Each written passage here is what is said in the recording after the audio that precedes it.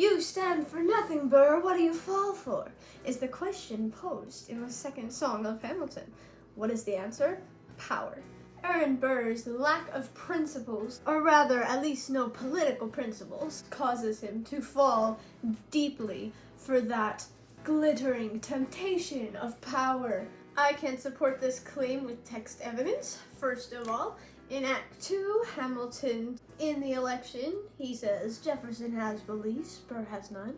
This means that other characters in the musical believe that Burr is unprincipled. And second, we can look at Burr's actions leading up to that accusation by Hamilton. In the election, he is a Federalist, he supports the Constitution, and then he switches to become the Democratic Republican.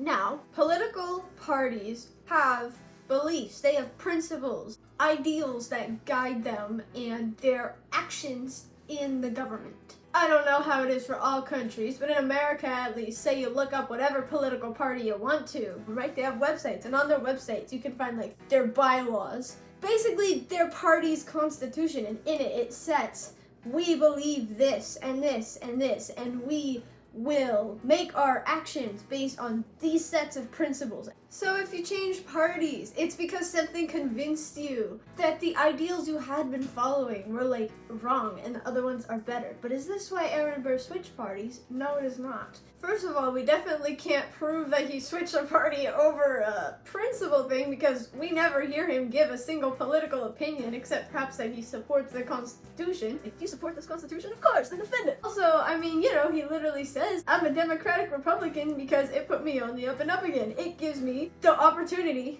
to chase power. So anyway, all of this background evidence supports the first half of the claim. He doesn't stand for any sort of principle, and he fell for power.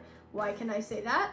In the room where it happens, Burr isn't even that upset at Alexander for selling New York City down the river. At first he just seems like confused, shocked, and then he's understanding. Because Hamilton did it to get power over the banks. And if Burr wants one thing, it's power. He understands. And as you know later, in the whole song, The Room Where It Happens, what does he want?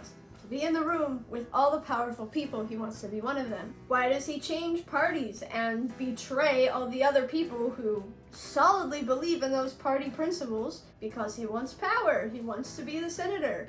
And then he even becomes the vice president, but that's still not enough power. It's like, I want more, like a bratty little 10-year-old who was 5 in the book.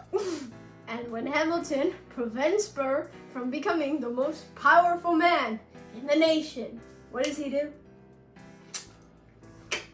Burr stood for nothing, he fell for the trappings of power, and he ended up with blood on his hands and a guilty conscience that will haunt him for the rest of his life.